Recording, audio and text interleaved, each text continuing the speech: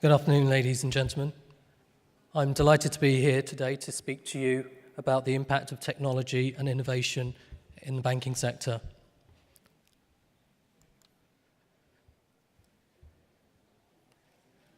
This is a quote from Bill Gates made in 1994. Banking is necessary, banks are not. I thought I'd start with a somewhat provocative statement, which is quite interesting given where we are in the 7 or 8 years since the financial crisis. This may have seemed like a rather bold statement to make at the time, but perhaps was the start of the transformation in financial technology, which is driving fundamental change in the banking industry. Banks have tended to be conservative in nature, but in recent decades, they have embraced technology and innovation by introducing ATMs, telephone banking, internet banking, and more recently, mobile banking. However, despite the significant investments that have been made in automating processes and creating digital channels for their customers, many banks' business models have not changed dramatically. Banking is an almost entirely digital business, and without doubt, we will continue to see further innovation in banking over the coming years. There are two key drivers that are fundamentally changing the banking landscape: regulation and technology. In the aftermath of the global financial crisis, the regulatory environment for banks has become much tougher. The very broad program of reforms that are being implemented are having significant implications for the industry. These are intended to make the industry much more resilient by raising the capital, liquidity, and leverage standards that banks need to meet.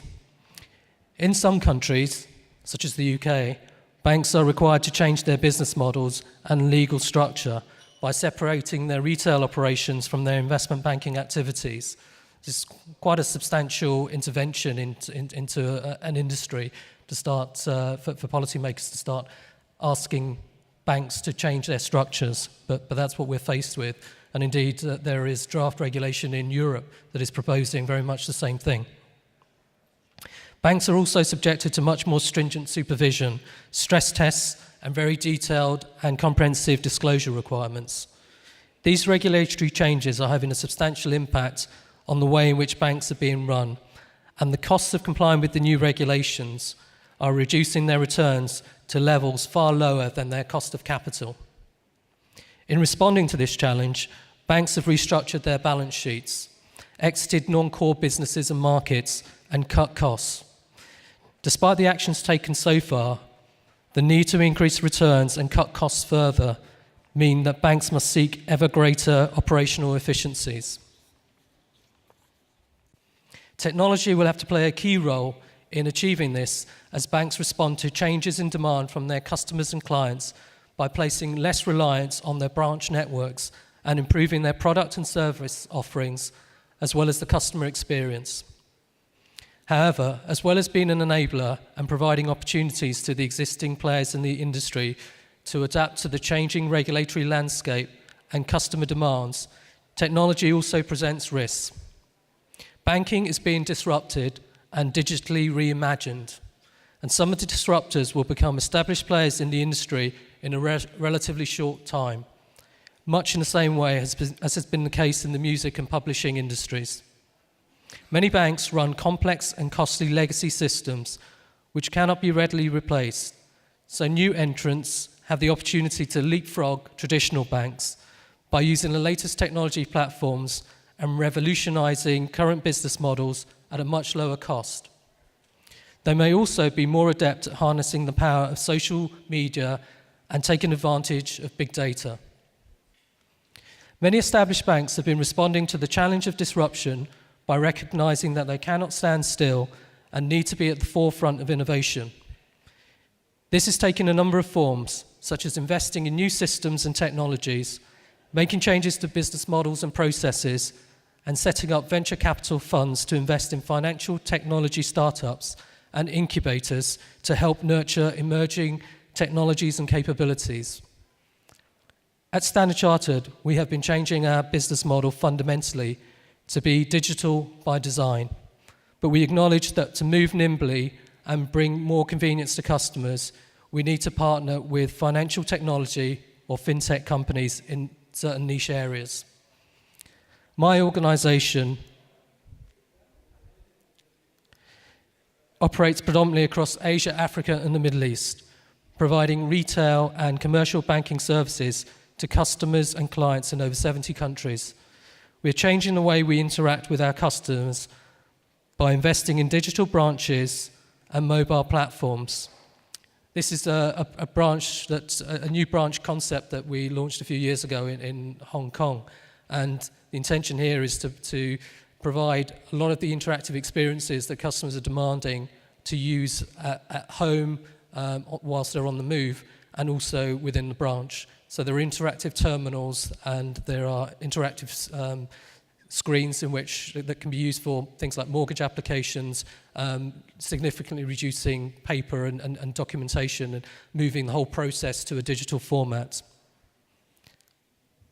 We've also invested heavily in mobile banking platforms, and what we've endeavoured to do is to provide a consistent experience across all of our platforms, be they mobile, laptop or indeed tablets. So these various different interactions are intended to complement each other and work seamlessly. We've recently partnered with the Chinese internet search engine Baidu to launch a fintech accelerator program in Hong Kong. This will support and fast-track the development of early-stage and more established fintech companies in Asia and enable us to keep abreast with the latest developments. Other areas of banking that have seen innovation are peer-to-peer lending and trade finance.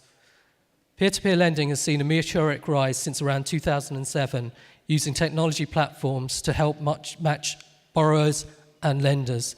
It has been viewed favourably due to its positive role in widening access to finance for small businesses, and has been seen as a potential threat to banking globally.